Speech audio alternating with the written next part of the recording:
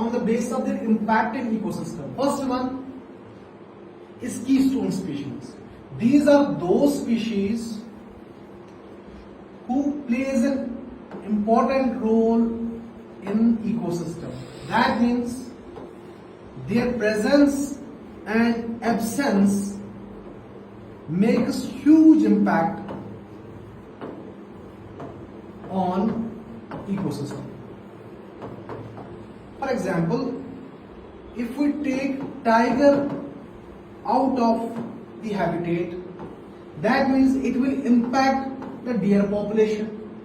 Deer population will increase, it will feed on grass, plants of that habitat, and ultimately it will lead to soil erosion.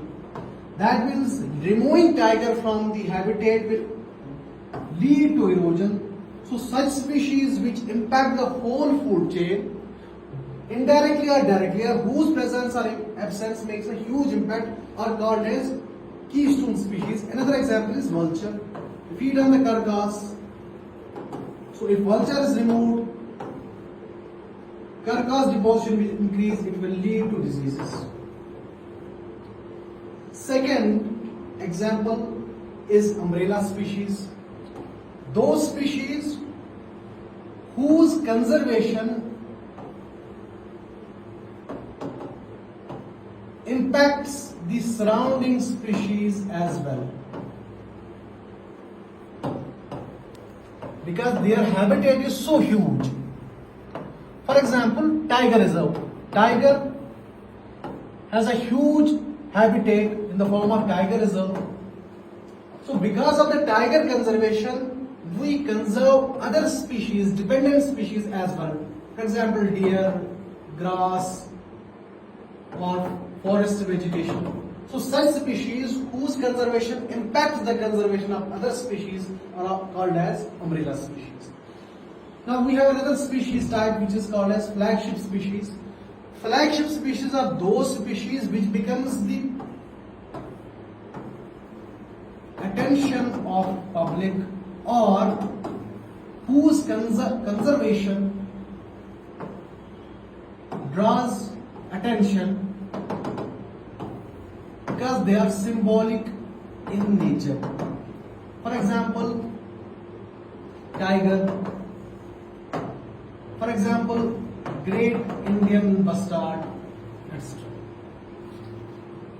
Now come to the another species that is called as indicator species or sentinel species. These are those species which indicates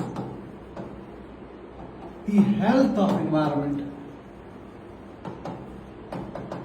For example, frogs population reduces because of increase in water pollution. Similarly, lichen population will reduce because of increase in air pollution. Gangetic dolphin population was reduced because of increase in siltation in Ganga.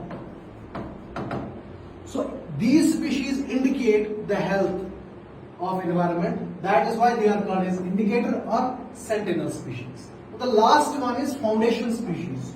Those species which lay the foundation of ecosystem. They become the pioneer of ecosystem. For example, we have corals. Coral is an association between coral polyp and zooxanthellae, which is an algae. So they lay the function of coral ecosystem. Similarly, mangroves, they lay the foundation of mangrove ecosystem, an ecotone between the terrestrial ecosystem and marine ecosystem. So they are called as foundation.